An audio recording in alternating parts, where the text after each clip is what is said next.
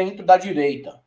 O que, para mim, é sempre algo maravilhoso. Sempre algo maravilhoso. Tarcísio de Freitas já pode ser chamado de comunista na Austrália? Assim diz a lenda, né? Agora ele já apareceu na foto junto do Haddad ali, cara. E é um sintoma muito claro do jogo que está se definindo dentro da direita, Helder. Essa parada aí vai pegar, porque o Bolsonaro é um cara extremamente personalista, individualista, ele não sabe.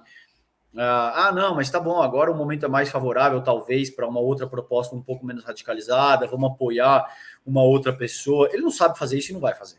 Uhum. Da pior das hipóteses, a meu ver, quando ele perceber que azedou mesmo, ele vai tentar colocar a Michelle, porque ele entende que a Michelle é uma pessoa que ele pode controlar com mais facilidade a partir do momento que tiver eleita. Agora, o Tarcísio, eu tenho certeza que vai sair faísca disso aí. Porque o Tarcísio quer se inclinar mais ao centro, ele quer ser percebido ali como um liberal, como uma direita liberal, entende? Que funciona com um mínimo de racionalidade e tal, e não como um lunático que fala que vacina faz acumular grafena no saco, vacina da AIDS, que a tua filha nasceu mulher porque você fraquejou no momento da concepção. Esse tipo de, entendeu, cara? Não interessa pro Tarcísio tá alinhado com essa pataquada aí, porque o tempo desse bolsonarismo mais agudo, mais raiz, esse vídeo que você vai colocar aí demonstra muito bem isso, exato. Já passou, cara. Então, mesmo a direita ainda busca o que precisa agora para eles, a meu ver, é uma figura que seja capaz de aglutinar a direita liberal e essa direita neofascista. Esse vídeo aí mostra muito bem. O Bolsonaro bota a mão, assim como quem diz: não, não, Tarcísio, entendeu? A linguagem corporal é nítida nesse sentido, Helder. Não, exatamente. E tudo isso por conta da reforma tributária. Está rolando aí a discussão sobre a reforma tributária, e o próprio Tarcísio tinha falado que apoiaria 95% do texto que foi enviado, e isso foi visto como uma traição. Porque vocês sabem muito bem, o Bolsonaro se posiciona de uma maneira, todo mundo que está ao lado dele tem que se posicionar igual. Se alguém for uma voz dissonante, acabou. Acabou. Se torna, na hora, um inimigo, um traidor da causa. Não só, muitos acabam sendo lidos como comunistas, porque o conceito de comunismo dentro do bolsonarismo, ele é bastante elástico, né? Ele abrange desde quem é comunista de fato até o João Dória, porque o João Dória, na visão deles, é um traidor. Eu até imagino o Tarcísio de Freitas passando o mesmo que o João Dória passou, com o Paulinho Cogos vestido de templário na frente da casa dele e um bando de malucos cantando calcinha apertada, só que no caso dele não dá, né? Teria que ser areia mijada, algum outro tipo de apelido. Mas aconteceu isso com o Dória. Os caras foram encher o saco do João Dória na frente da casa dele. Teve um vídeo que foi icônico aqui na Galãs Feios, que é uma cambada de doido, embaixo de chuva, se escondendo numa banca de jornal para ficar cantando calcinha apertada na frente da casa do Dória. Era isso que acontecia. O Tarcísio de Freitas, ao tentar achar um eleitorado mais moderado e fingir que é moderado, que a gente sabe que ele não é, né? Ele acabou pegando o caminho da traição. Só que tem o seguinte, César, tem um problema. Ele pode tentar atrair o eleitorado mais moderado, porém, ele é muito dependente do bolsonarismo e do próprio Bolsonaro.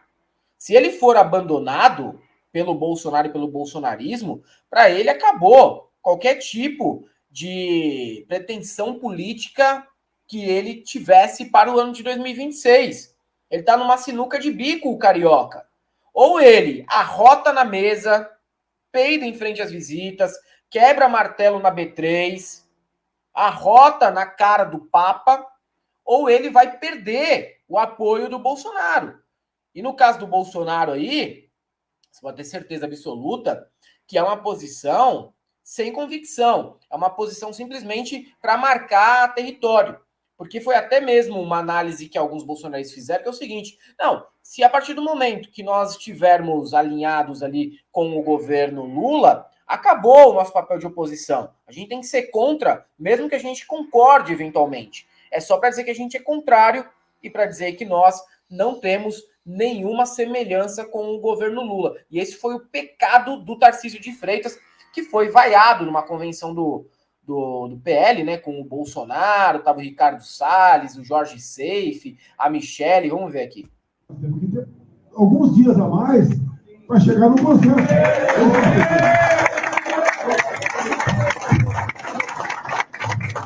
Um pouco do que eu estava tentando explicar. Nós não podemos perder a narrativa. Eu acho que a direita não pode perder a narrativa de ser favorável a uma reforma tributária. Porque senão a reforma tributária acaba sendo aprovada, e quem aprovou? Mas se o povo, nós vamos ficar do lado da narrativa. Não tem voto. Gente,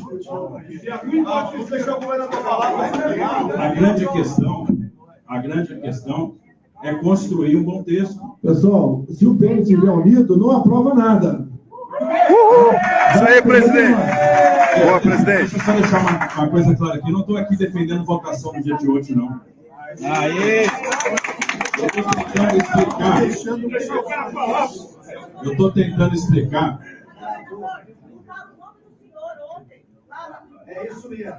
Republicanos todinho apoiasse a aprovação hoje. Então a gente precisa que o senhor... Deixa eu tentar explicar, por favor. É isso, O que eu estou querendo explicar, e estou vindo aqui explicar com a maior humildade do mundo, é que eu acho arriscado para a direita abrir mão da reforma tributária.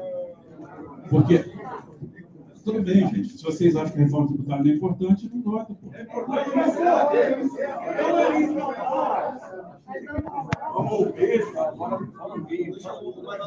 Só vou pedir uma gentileza, o pessoal que está filmando aí, gente, não façam isso, não é interna nossa. Obrigado.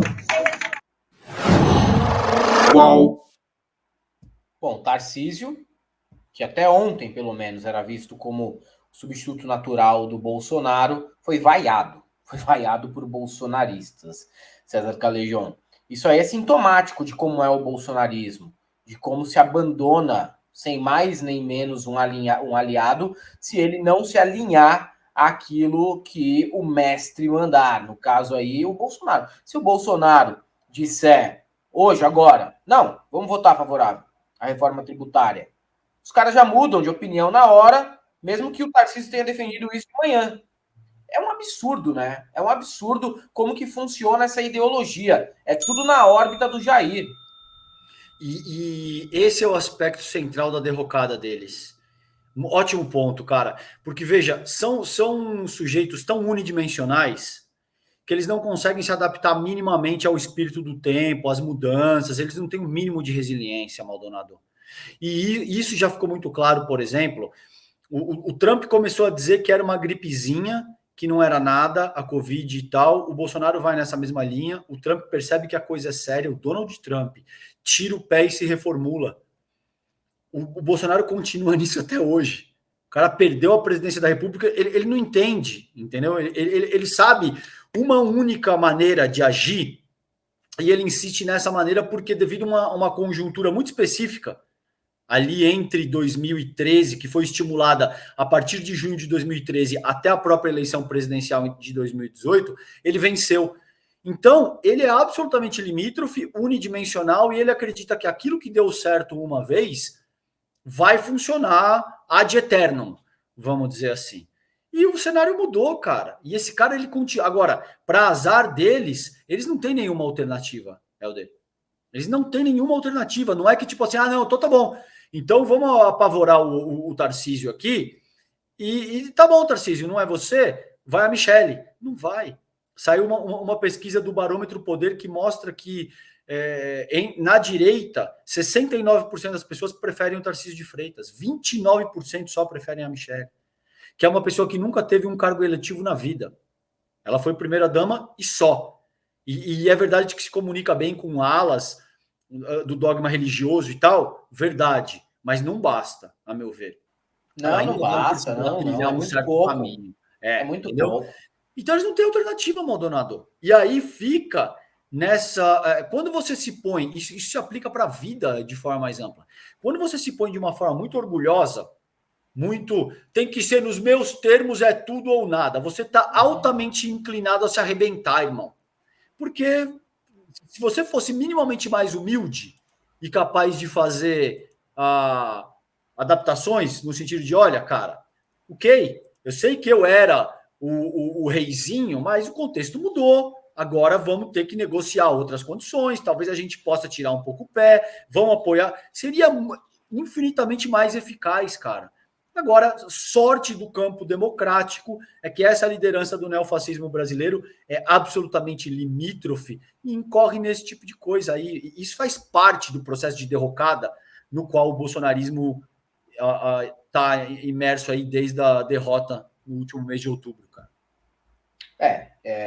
Como você disse, né? Só o fato de dialogar bem com algumas alas, e não são todas, tá? Não são todas. Algumas alas das igrejas religiosas não significa que elas sejam um nome forte, até porque dentro das igrejas religiosas há assim, um grande embate, né? Até em busca de fiéis, em busca de protagonismo, não é algo uniforme, e que bom que não é algo uniforme, porque eu sempre reforço aqui, por não ser algo uniforme, é que a gente não vive no evangelistão ainda.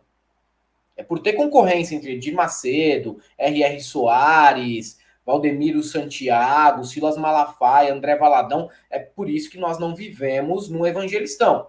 Os caras se odeiam entre eles. Do contrário, a gente já estava. Se tivesse um consenso, a gente já estava no evangelistão. Então, sim, a Michelle é um nome fraco. E outra, né? Por mais que seja difícil eleger um governador para presidente, o cara tá governador. O cara está atuante. Vai ter o que mostrar, goste ou não, do governo dele. Eu não gosto. Mas ele vai ter o que mostrar. A Michelle vai mostrar o quê? Que ela fala glossolalia? Que ela fala em línguas? Que ela se ajoelha e fala em línguas? Ela fala Libra. E aí, meu irmão?